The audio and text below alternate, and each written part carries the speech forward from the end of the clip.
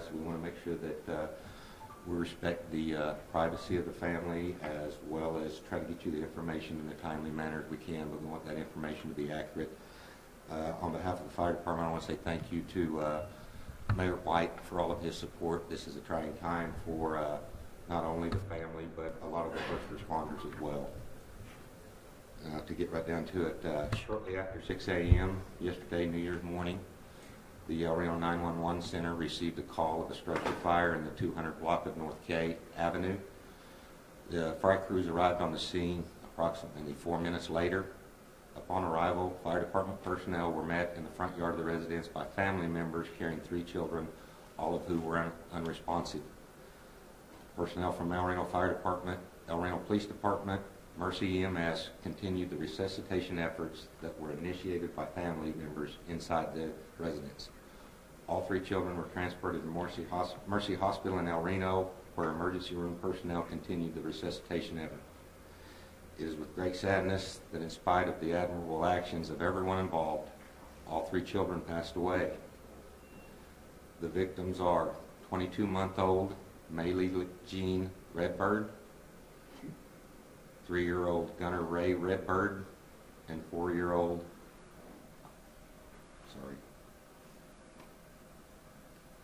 Amila Redbird. Our thoughts and prayers go out to their families.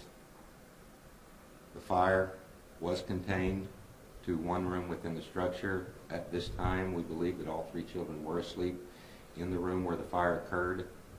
Our investigators, along with investigators from the State Fire Marshal's Office, are still in the process of investigating the fire.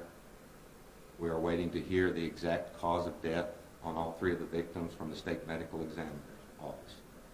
In a few minutes, I'll be opening it up for questions, but at this time, the family has asked to make a statement, so I'm going to bring up the parents, James and Kiana, for a brief statement. When they are done, we'll please allow them to exit the room and go back and be with their family. Then I'll come back up and answer any questions that you may have.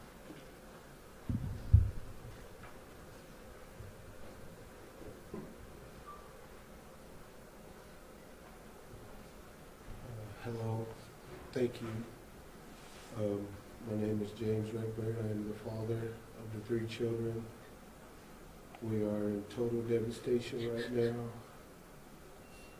You can't really imagine what it's like to lose 3 children of your own. I just ask that the kind people continue to pray and keep us in your prayers as we do our best to lay our children to rest. And we did the best we could for our children, and we just want to thank everybody for the prayers, the donations. We're not asking for anything. We're just asking for prayers at this time, and we just thank you, and we thank you. We thank you.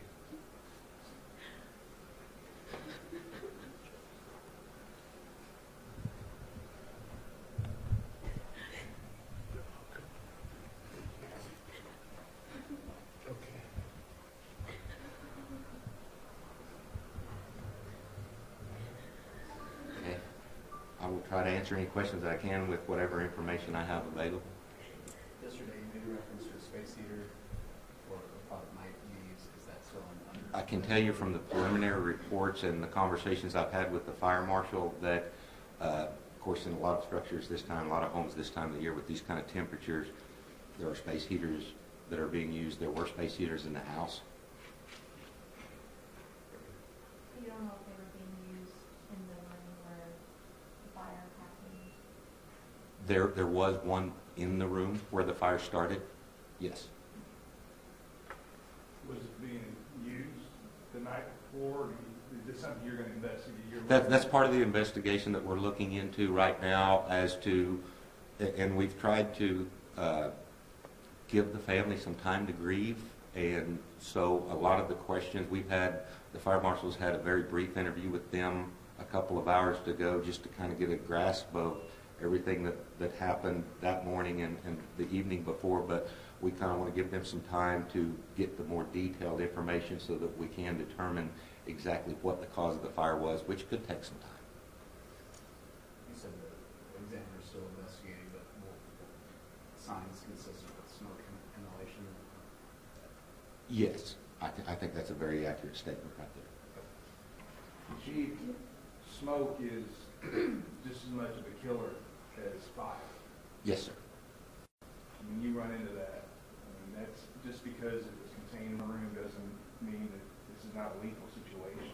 Absolutely, you're absolutely correct. I can tell you that I don't mind sharing that, in my experience, we have a lot of fires that are a lot of time contained to the original room that they originate in, but you see a lot of smoke damage or soot throughout the rest of the house. In this situation, I can tell you from the brief time I spent in the house that the rest of the house didn't have a whole lot of smoke in it, but the one room where the fire was contained to did have heavy smoke damage to it. Do you know if that home had working smoke alarm? I have not been able to, I haven't gotten that information yet.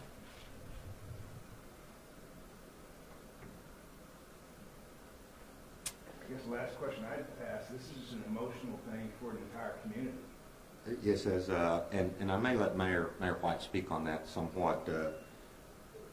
Mayor White is an outstanding mayor to have, and the support that we get from him and the support that we get from the community is it's inexplicable. And this is not something that any of us want in any way, shape, or form to be a part of. It's something that we try to prepare for, but once you experience something like this, you realize that your focus goes towards the family. I can't even express what they may be feeling right now, but how the community is reaching out to this family is just incredible to me, and I know that those things that I and maybe some of the other first responders may be feeling are definitely second to the family right now, and that's where our focus is going to be, to support them in whatever way we can. 4 minutes is pretty quick. Yes, thank you. It is, I don't think fortunate is the word. The address is probably about 12, maybe 13 blocks from our downtown fire station, Station 2. That was the first arriving crew. The second crew from the station where we're located right here, along with the incident commander, arrived within about another 2 or 3 minutes. And in that same time frame, law enforcement officers and Mercy EMS were coming on the scene as well. And that's what makes it tough. Right. To know that they got there quick, and Right, and I can tell you that, in an emotional situation like that, the family had already begun the resuscitation efforts during that time period from the 911 call till our units arrived on scene.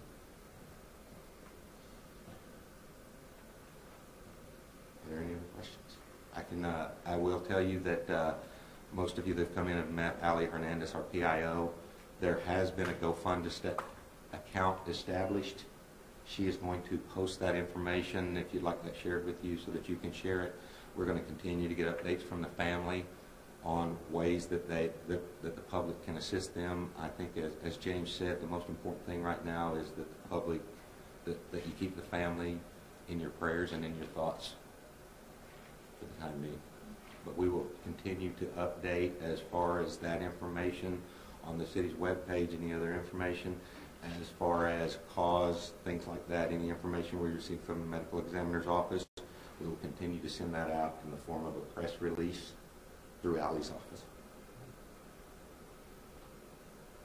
Jim, like to say something about the fire department? Mayor White? I want to also extend, this is such a troubling time for El Reno, like you said, Steve, just with the loss of these young people, just devastated. But I'm going to tell you, our fire department, they were affected also. This is just heart-wrenching to them. This is getting called out, and because of response time, just ask for prayers here for our community. Ask prayers for our family, their families, and the EMS and the firemen's families. It's just been pretty traumatic, I think, for the whole community as a whole. It's just one of those things that I think helps us rise as a community. We've had a lot of people want to come out and help, and like the chief said, there's been a GoFundMe account set up for the family. It'll be posted on our website to help with their needs. We've had a lot of outreach from some other Native American tribes to help and support. And we've had a lot of telephone calls from a lot of people here, not only in our community, but out surrounding communities about support. It's just a terrible, terrible, gut-wrenching feeling to have these 3 beautiful lives lost in our community. And our community is very upset along with the family. And just our hearts and prayers go out to that family and the firemen that had to go up on that scene. It's just gut-wrenching. So, Mayor, because a lot of people don't even know what GoFundMe is there another outlet that people who see this, I'm just saying, people may not know, who sure, should they reach out to? That's a good, what we're trying to do is we're trying to channel, we want to keep all those, we want to keep that with the family so they can have control of that. But we want to be able to for the city to assist in that by putting it out on different websites. So we're going to go through our website right now, Steve. We're going to use a GoFundMe account that some people from their workplaces set up, but they're also in the works right now of a couple of lending institution banks that are going to set up an account. And as it progresses, like Chief said, we'll put that up on our website to allow people to send their information, materials, or whatever else to those certain lending institution banks that will be provided from the family. So we'll be waiting for the family to give us the information, and then we'll post that on our website. And I think at that point in time, I know the Cheyenne Arapaho tribe and some other tribes want to share that information also. So we're trying to, as Chief said, this has just been such a traumatic deal to get through. I think the timing, we're all just trying to take as much time as we can to get all the information we can to make sure it's done correctly, that we get all the information out correctly, and also that we give the family the respect and the time they need to grieve, and that's what we're trying to do. But that's what we're going to do, Steve. Is there some people may not even have an internet? They just mean like a little old lady may have to pick up their phone, and can they just call the city and you can direct her? We don't want to get into that at this point in time, just because our funds have to be audited, and we want to make sure that it all goes directly to the family. The family's in charge of it. So at this point in time, we're going to use the GoFundMe at this time. And as information comes to us, then I think we'll let you. And hopefully they might have some different options that they might want donations delivered directly to or whatever else, and we'll post those on our website as we can. But I will tell you, Chief McCoy's been our chief for a long time, and I know this is trying on him. He hadn't slept a wink, and his men and the first responders, this has been very devastating for them to go up on a scene like this. And we can't, and our hearts go out to that family because their pain is not, our pain is nothing compared to their pain. So our prayers go to the family of the 4 innocent victims and 3 innocent victims, and go also to our citizens of Reno who are hurting. So, any other questions? Can you spell the first and last name of Mom's dad again for us? Yes, just a moment. Also, are they members of the Cheyenne Arapaho Nation? And that's what I was going to add. I have myself, as well as some of the family members, the governor's office, and I apologize for not having his name here. I have spoken to him. He was going to try to be here today. So I know that as they still communicate with the with the governor's office of the tribe, that information will be shared as we go through that.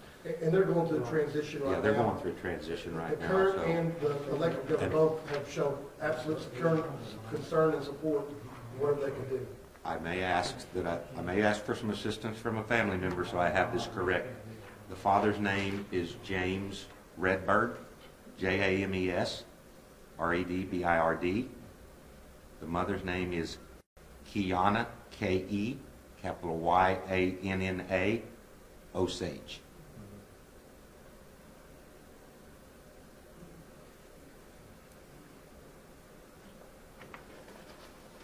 Is there anything else that the family would like me to share at this time? How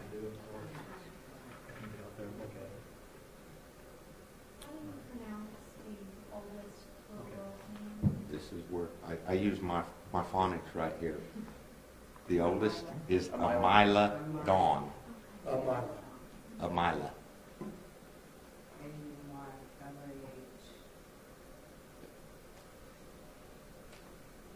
Is it Kiana, Osage, Redbird, or just Kiana? Well, they're not married, but they've been together for over 5 or 6 years, so they're considered that's his wife in our Indian way. You know, but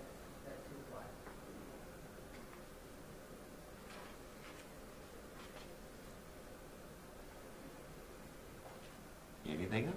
Thank you all so Okay, much for your and patience. Allie's going to come back up very quickly and close us out.